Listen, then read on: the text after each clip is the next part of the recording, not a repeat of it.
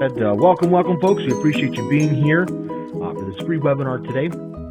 A little something different today. We have two of our mentors that are not Dan Sheridan presenting today. Jay Bailey will be chatting a little bit about credit spreads, and then Mark will follow up with some no-touch double diagonals. If you have questions for the guys, just plug it into the chat box there, and we'll make sure that we'll answer those questions.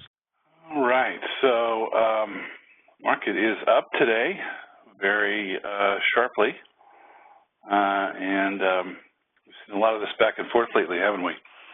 So I just wanted to actually, I'm going to spend not too long, but I'm actually going to give you a little bit of a preview of what we're going to talk about in the credit spread, if I could talk, credit spread classes coming up. I'm going to be teaching one on May 18th, Friday, May 18th, I believe it is. And I wanted to just give you guys a little preview of what we're going to talk about there and give you some thoughts to think about and chew on. So what you're seeing in front of you is an SPX credit spread. It is a put credit spread. Which way would you want the market to go if you were selling a put credit spread? Anybody in the chat? Which way would you want the market to go if you're selling a put credit spread? The way it's going today, yes. Yeah, absolutely, you'd want it to go up. If you look at the purple line on our graph here on the Thinkorswim Analyze page, that's what we refer to as sort of the T+0, right? So it's the P&L curve, what it looks like today.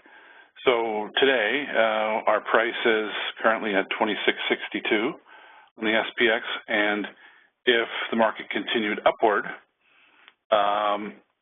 then this T+0 continues upward towards the expiration graph, obviously, the further you go, and the higher the profit would go. So at this point, let's actually lock in a price here. So this particular credit spread is a 25.70 short and a 25.60 long, so it's 10 points apart. It's at about a 15 delta. In other words, the short 25.70 here is about a 15 delta on the put side, which means at expiration, excuse me, sorry, at expiration, well, you guys tell me, what percentage chance do we have of finishing profitable at expiration with a credit spread where the short is at, a put credit spread where the short is at 15 delta? Charles says 85. Anybody else have a different opinion? Yeah, 85. Okay, that seems to be the consensus. Yeah, 85% at expiration. Now that assumes you're going to stay until expiration. Prior to expiration, the percentage will be lower, obviously. So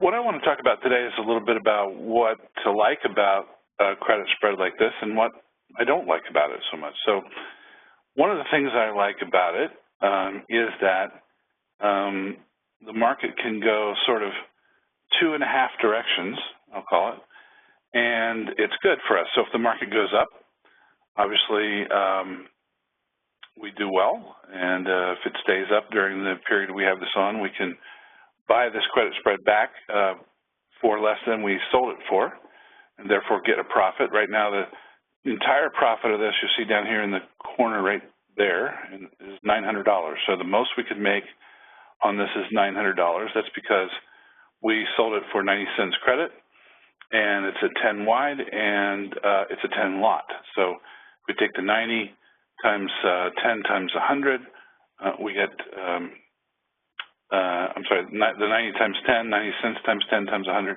we get $900. So that's where that number comes from.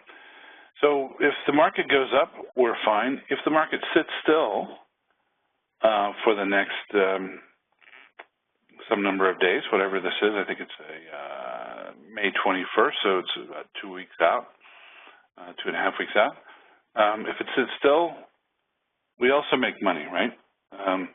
Because of what? Why would we make money if the market sits still? And nothing happens. If the market doesn't go up, why would we make money? Time decay theta, yes. Yes, time decay. So obviously the theta on this trade, this is the current price slice at 26.64 right here. Theta on this is about $38 a day, just over $38 a day. So even if we sit here and do nothing, theta will continue to burn and also increase each day. As we get closer to expiration, the theta will get higher, and so we'll make some money if we just sit there. So that's two ways we make money. What if we go down? Well, the answer is if we don't go down too far too fast, then we also make money, right? So if we go down just enough, for example, that the delta, let's say we go down $2 today, the delta is 18, so 2 times 18 is just about 36, right, if my math is right.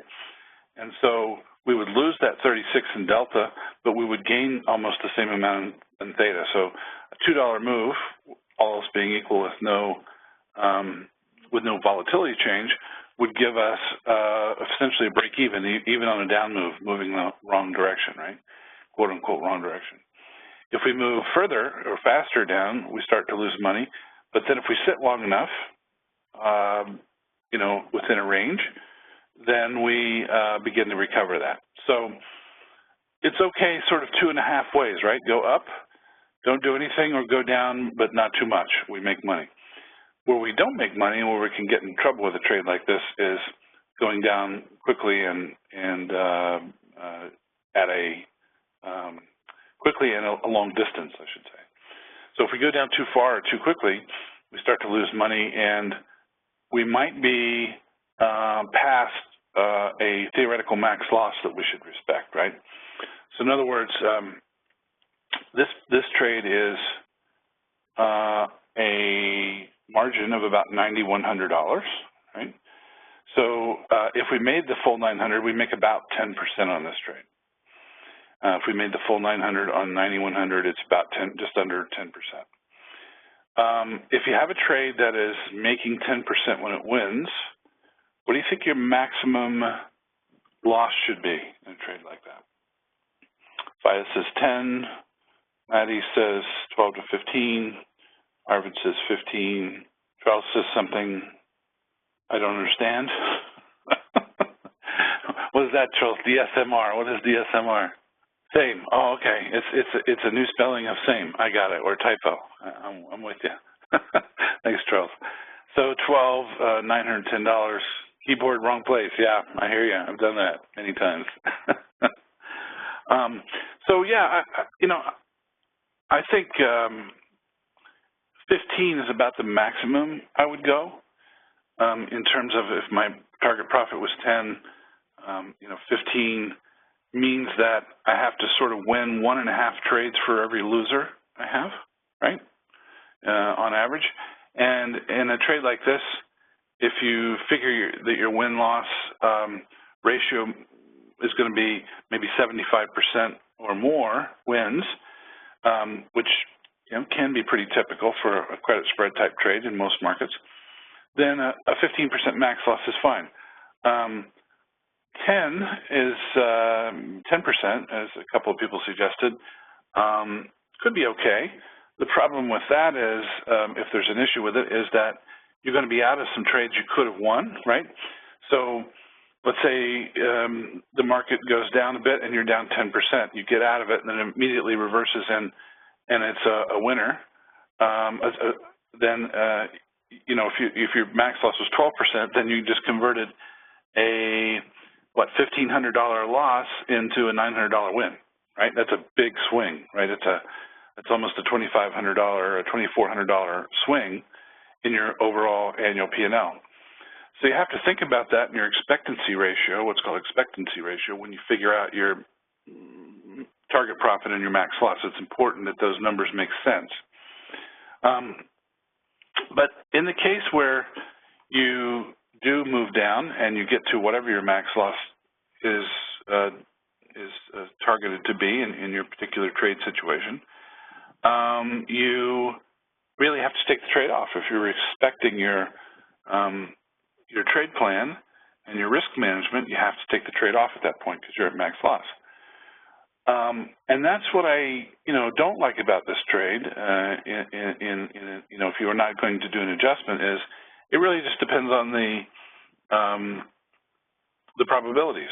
And in fact, if you did not have a max loss in terms of your risk management, and you just said, I'm just going to leave it on, right, and let it do whatever it's going to do, whether it goes way up, way down, or has a full profit, if that was your strategy, over time you would tend to lose the amount of your commissions. That would be your P&L. So not zero, but actually zero minus your commissions that you paid. So it would be sort of a break-even trade, but you'd be paying your broker nicely, and they'd be happy, but you probably wouldn't be. So one of the things I like to do in a trade like this is if it goes the wrong way, well, first of all, if it goes the right way or does nothing or doesn't go down too much, I don't do a thing, right? I just let it run. But if it goes the wrong way, I'd much rather have some risk management in the form of adjustments to do rather than just wait till it gets to max loss and take it off. Because then what that does is it gives you options to stay in the trade longer, even though the market's going down or in the opposite direction of whatever your credit spread is destined to be. It lets you stay in that trade longer, even past the point where you would normally have a max loss because you've done adjustments and you've prevented it from getting to your max loss. And then when the market recovers, if it recovers, you have a chance to go back to a profitable trade.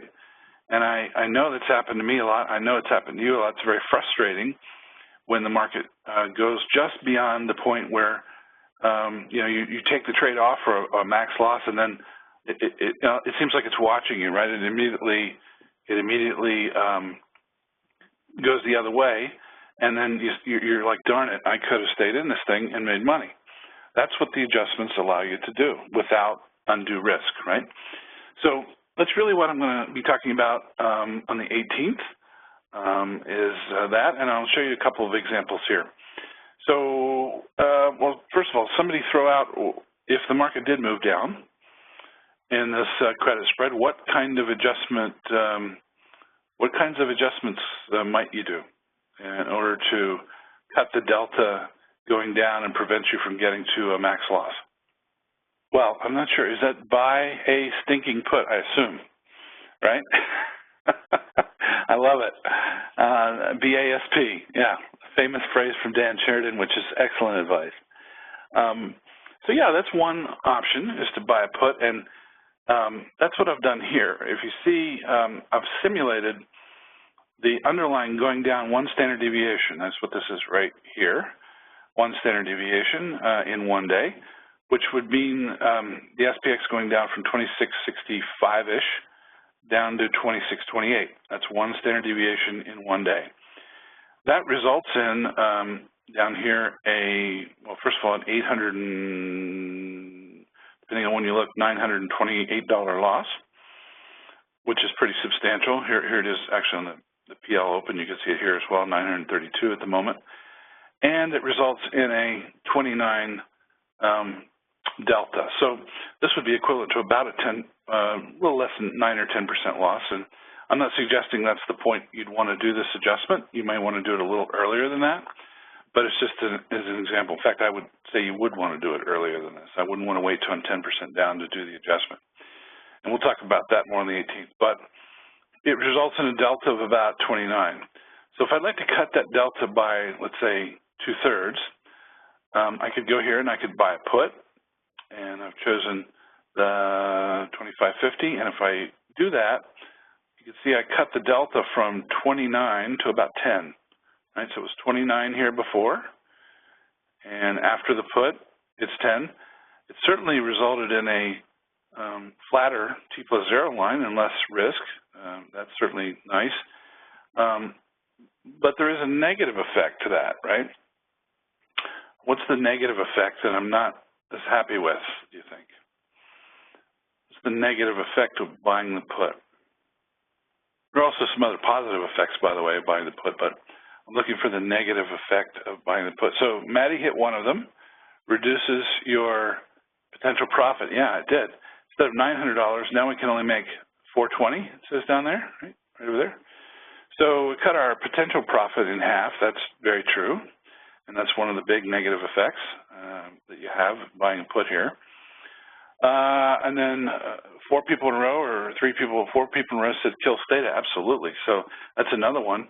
They're both equally important, but if we look at theta before I bought the put, even down here at the 1 standard deviation mark is about 35, right? Theta is about, well, 34 and a half. After buying the put, it's negative 34, right? Just reverse the sign. So instead of making $35 a day, I'm losing $35 a day as long as I have that put on. Now, eventually that will go back positive if we stay under the tent here. Every day it'll get less negative. But you'll spend a long time waiting for that to happen. And depending on what else happens, you may not be able to stay in the trade that long. And so it's a big drag on the trade, both from a potential profit, right, and from gaining theta every day. So that's sort of option 1, to cut the delta to roughly 10. So here's another option to cut the delta to 10.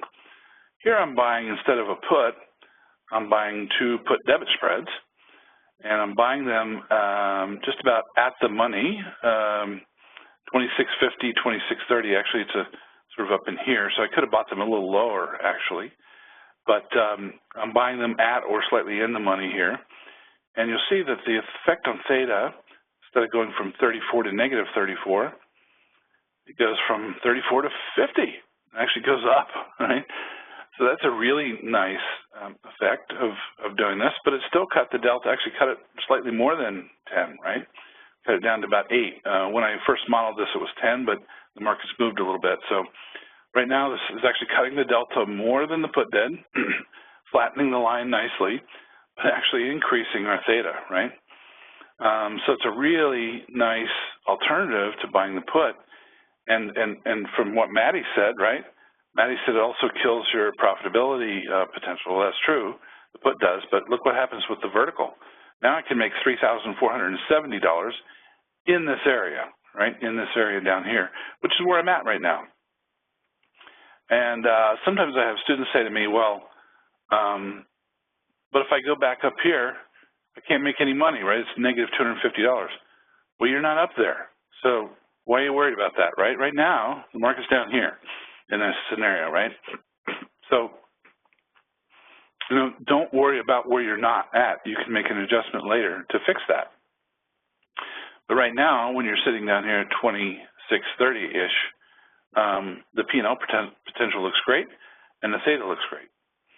So that's one option. But let's see if we can improve that a little further. The downside of this is that if I do move back up to, say, anywhere above 26.50, right, then I don't make any money, right, at the expiration at least. I can still make some earlier than that by influence of this wing here, but at expiration, I'm going to be slightly underwater. Well, there's a solution to that too. So instead of buying my vertical at the same expiration as my credit spread, what if I go out another expiration? So let's see what that looks like. Remember, with this one, we couldn't make any money above about 26.50. So let's look at this one.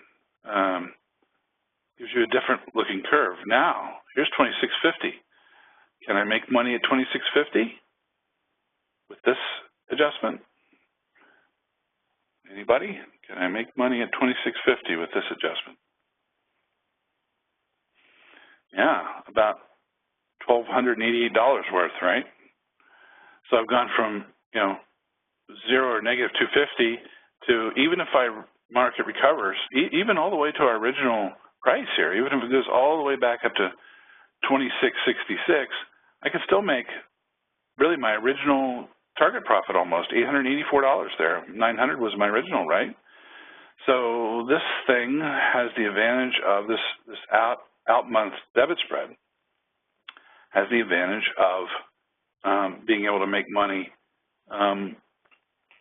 even if it recovers all the way up to here, and still has the positive effect of not killing my theta. Right? In fact, I still increased my theta a bit from 33 in the original trade to 43. So what about a 30% increase in theta here with this? So it's kind of like having your cake and eating it too, right? And it still cuts the delta to 9 or 10 as well. So those are some of the concepts that we'll talk about on the 18th, and we'll turn it over to Mr. Fenton. Presenter for just a moment. Sure. Two things. For the credit spread class, you're going to definitely want to make sure not to miss out on this.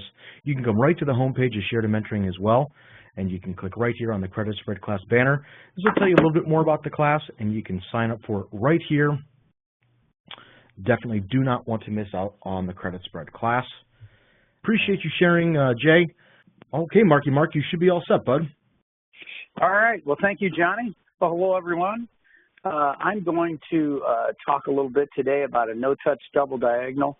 Nice, wide, complex, no-touch. A lot of people like that idea. Either I get a profit or I get a loss. Boom, I'm out. No adjustments. And adjustments are tricky. Some people really like it. So I'm going to go over that. But I do want to let you guys know that I'll be doing, I think it's a 4-class futures class in June.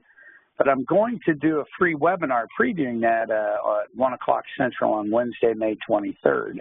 Yes. So Wednesday, May 23rd, we'll have a free webinar. I'll talk about futures class. I'll be using a lot of futures options, outright futures against each other, a little bit of both. Sometimes trading with futures options is easier in a small account than trading futures themselves.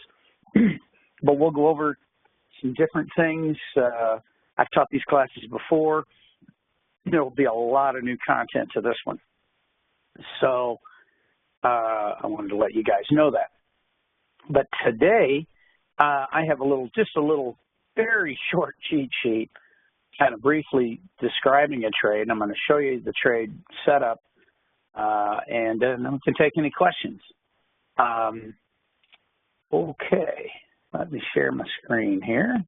Should all be able to see a little Word document. It says no touch double diagonal guidelines. Yeah, it looks good. This is a trade. Generally, I like to do it maybe 2 weeks to 25 days to expiration. That's where I'd sell the shorts.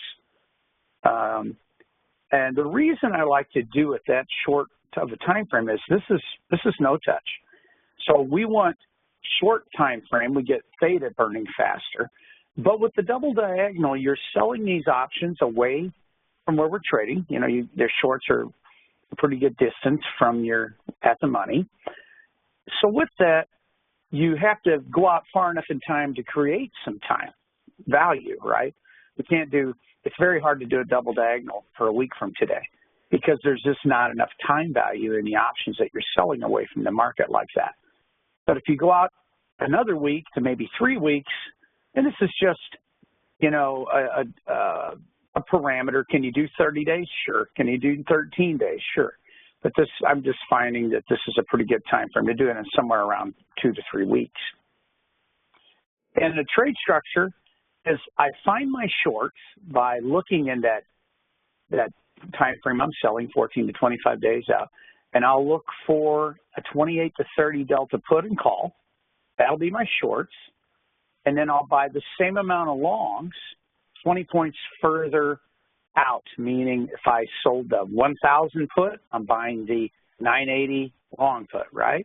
If I sold the 1,000 call, I'm buying the 1020 call long. That's what I mean by that. Now, the profit goal is 6%, max loss 7%. Totally up to you. You could do 10 and 12. I would recommend that you stay pretty close. I think 10 and 15 is pushing it.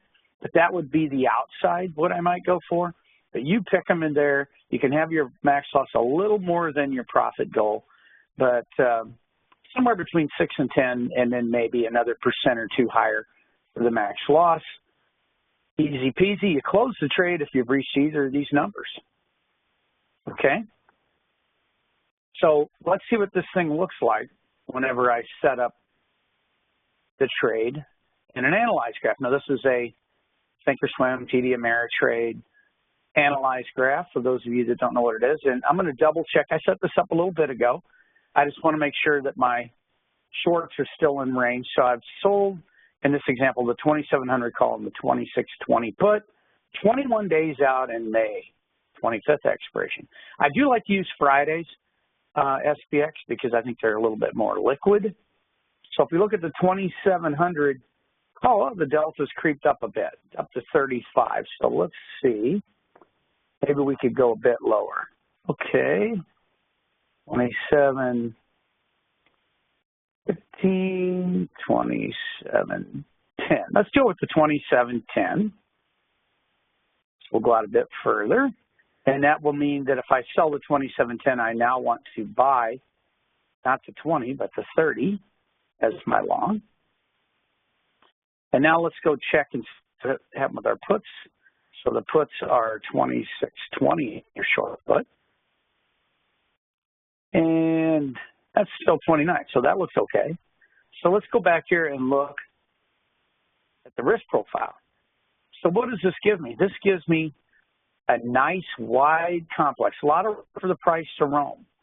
And as you okay, now, so all I did was go out and make sure that our options were still between 28 and 30 area, which they were. And I talked about the fact that we want our longs to be far enough away so we have a little bit of the shorts hopefully being cheaper and not you know, I mean, the shorts giving us some relief on what we're buying with our longs. But if you get out too wide, try to make the trade too cheap, every 10 points you go out to another $1,000 in margin. So this way, I normally like to do 20. It's $2,000 in margin. And this trade would cost you $2,000 in margin plus the debit if we got filled here at the mid, whatever it is, 25.30, 25, we'll just say it's 25.25. I'll just lock it there. That would cost us $2,525. So we would be looking, if you wanted to do the 10%, you'd be looking for $250. If you wanted to, you know, we're just basically $25 for every percent or so. So if you wanted to do the 7% profit, maybe you would be looking for, what would it be, $175, $200, and you'd be out, and a little bit more than that, a percent or two more, you would close it if that was that high of a max loss. So maybe a $200 profit, $225 max loss type of thing. And as you can see, for me to be down that kind of money, look at this. I got to be, not to say we couldn't get there, I got to be down around 26.15. And this trade's a little long Vegas, so it might not be as bad on the downside. It might be a little worse on the upside, maybe get up around 27.10 before I'd be out of this at a loss if it happened today. Whenever you get into what we call our income style trade or non-directional trades, you know, when you first get into trade, you haven't accumulated any theta. But as theta burns in your favor, as you can see, we have $30 in long theta. That's today. Every day, over time, it will get larger and larger. Once we get some of that under our belt, we could get a little further before we'd be down, you know, more than what our profit goal is. So if we had a $200 profit goal, 225 max loss, as time went on, it would get harder. Well, I'll just go forward. Just based on time alone, not counting volatility, it gets a little tougher for us to be down that max loss where we'd have to get out. Okay. Now you can also see, we're back to today's date. I set this date up here to tomorrow, so this is a standard deviation in each direction. So if we move to standard deviation, let's say we move to standard deviation, we'll just go Monday morning or Monday sometime. If we move to standard deviation up, you wouldn't be out. And if we moved one down, you wouldn't be out, all right? So you could take a standard deviation move in either direction, and that doesn't count any time decay over the weekend. But you wouldn't be, you know, out of the trade immediately because you're at a max loss with a standard deviation move. So I think this, if you want to do non-directional, I think it's an interesting play, particularly since we're not as long Veg as a calendar. A little bit problematic at times putting on a calendar whenever the VIX is, where is the VIX right now? 15. You know, it's getting better. Personally, I like to do double calendars or calendars down around 12 or less on the VIX. But this trade here, you could probably do anywhere from 12 to 18 on the VIX, a little more range that you could have with this trade. So like I said, you pick them on the max loss and the profit. Just be reasonable. I wouldn't look to get a profit of any more than 10% on a no touch. So maybe 10% profit, 12% max loss, you're out. It's binary. You got it, you're in. You got 10%, you're out. You don't, and you get to 12% down, you're out. No adjustments, easy peasy. Matter of fact, you could put in an order as soon as you put this in to get yourself out at 10%. So if it went in your favor, you wouldn't even have to be necessarily at the computer at that time, right? So that's what I wanted to present for today, something because we've had such large moves, some people might call it large candles, you know, a lot of movement in the SPX. I still like the SPX better than a lot of single stocks for something like this or non-directional plays because the SPX doesn't have single stock risk. It has enough problems of its own, no doubt, than having a lot of movement. But single stock a lot of times move with the SPX and can have their own movement, you know, if they have something internally happen with the company. So that's, and you get better premium, I think, on the SPX than you would on a lot of stocks. Maybe not all, but a lot. So I think it makes a good vehicle for this. This gives you some room. This gives you a little bit of long Vega in case we have those spikes, but not super long. You can absorb a little drop in Vega. So that's what I wanted to show you today. Any questions from anybody? I'll take some of those. And I'll remind you that I have a free webinar coming up on the 23rd at 1 o'clock Central on my futures class that I'll be doing in June. The end of this month, first day of June, we have our Sheridan seminar in Chicago. And then after that, I think it's the next week or the week after, I start the futures class. Yep, you got it. Any questions at all? I think my stuttering early maybe slowed them down. How do you exit from this trade?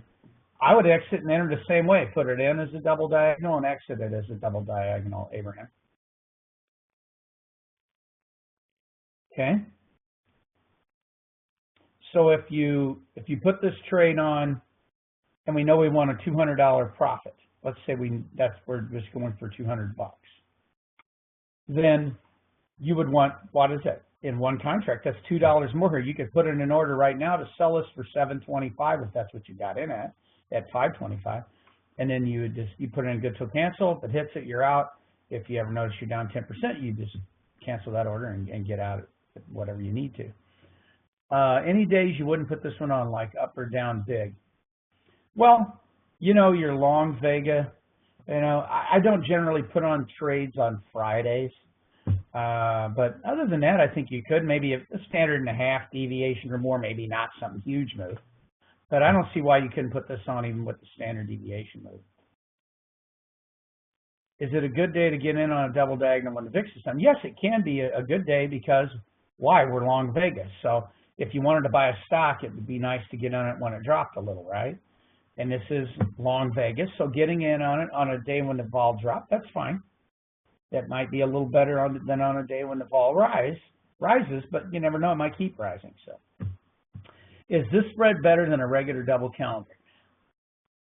Well, they both have their purpose. If you're not going to adjust it, I think they're very similar. If you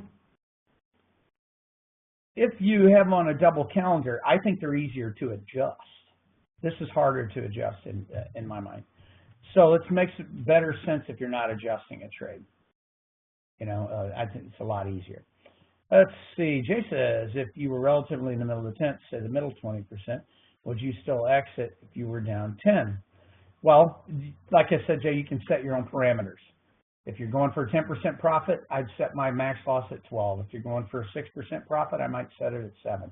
Just something, whatever number you want to pick, but give yourself a little bit, the max loss could be a little bit higher.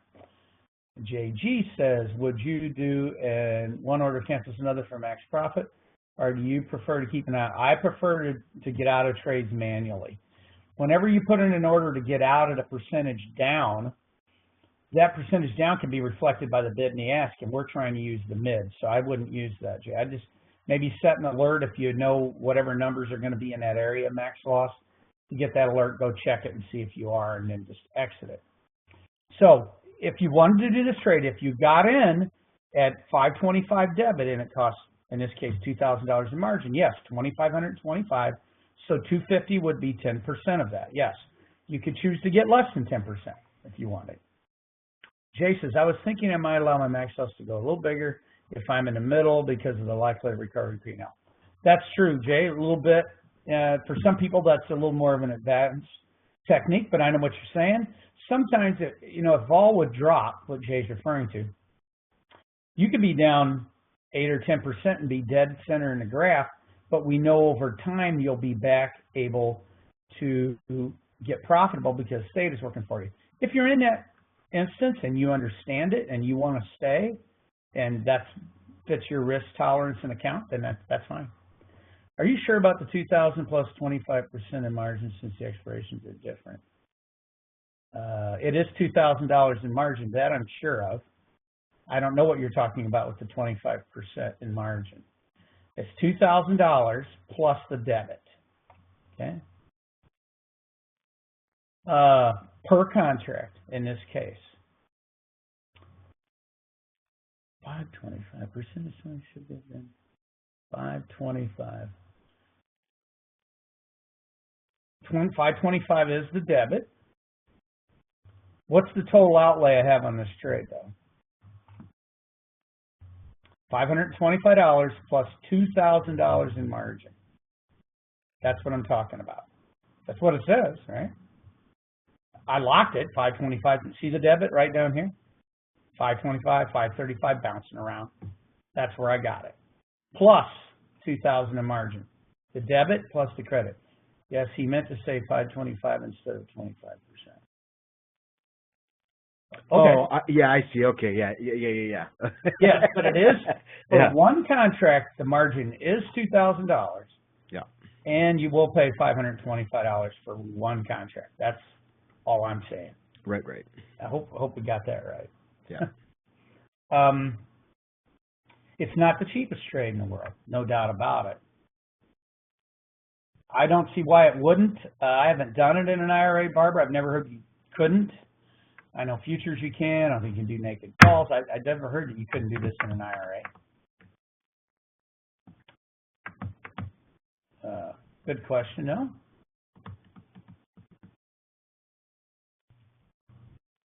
All right, somebody else says they've done it in an IRA. Okay. So is profit goal 525 plus 5% or 5? Okay. The profit goal, once again, is, let's establish what the trade costs. I'm going to lock it here like we got filled at 520. So the trade for one contract would cost $520 debit plus $2,000 in margin. So that would be $2,520. And if I want to get 10% of that, that would be $250, right? Or $255, however you want to look at it. That's what I'm saying. The profit goal, though, could be less. If you want to get 7% profit, then you could go for $175. So that's what I'm saying. It's a little bit up to you on what you want to set as a goal. Just don't have your max loss a lot more than your profit goal. So what's your potential profit in the middle of the sag there, Mark? So in the middle of the sag, you can make $600 over. So 250 is a really conservative number, guys, that Mark's talking about here in terms of what the possibility is. So it's really means you'll be out of the trade pretty quick in a lot of cases. Yeah, that's the whole idea. We're not touching this. We're not adjusting it. So we're not going to be doing a lot to protect ourselves. We want to get in and out of this in a hurry. Another reason I did a short time frame, fast time decay, widespread, all these things to put. The more you put things in your favor, the better off you will be. How many days would you expect to be in this trade? Well, this trade's very vol dependent. If vol goes up in your options favorably, you could be out quickly. If it goes down, you could be in longer. Let's just see if we stayed. All I can tell you is if we stayed right here, pure time value wise, you could be out of this trade on the 11th. What is that, next Friday? That's if volatility did nothing for you, good or bad, and all we had was time decay and we stayed in the center. So, it's a really tough thing to say. But you probably wouldn't be in it much longer than a week anyway, maybe into early the week following, I would say. Of all no-touch strategies, is this your favorite? Yeah, probably. I mean, I think that in this environment, I think it makes sense as a no-touch strategy. I do sometimes no-touch flies also. We've been having such huge moves. I kind of like, if I'm not going to adjust, I like a wider complex than you get with most flies. Flies is still my favorite trade. But if you're not going to adjust them, then this could be better for you. Depends on what the volatility and market movement does.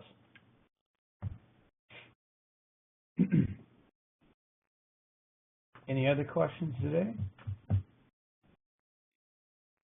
Well, appreciate you sharing, Mark, and Jay as well. That was cool, Mark. I like it. All right, thanks, Jay. Most of the time I find my fills are at the CBOE, but in most of my trades. But all right. But there is a link here to our Chicago 2-day seminar. This is incorrect. We are not 85% booked for the event. I think it's like 92% booked or something like that. But we are definitely getting close to capacity. So definitely go ahead and click on this link here to learn about the 2-day event. Definitely come take a look at the pages. A lot of great speakers. You can see the lineup for both days. We got a tentative agenda here of speakers and their topics. It's definitely be an incredible day to hear from craftsmen and hear what trades they depend upon and what exactly they're doing to generate monthly income. Of course, Mark will be there as well. He'll be presenting, as well as many of our other students and some folks from the outside as well. Appreciate it, guys. Thank you so much for joining us today. This was recorded, so I'll get this processed and we'll get it posted to YouTube hopefully later this afternoon. But any questions you have for us, always info@SheridanMentoring.com, or you can give us a call, 800-288-9341. We are happy to talk about trading and education. This is what we do. Thanks for joining us, and we'll see you again in another event soon.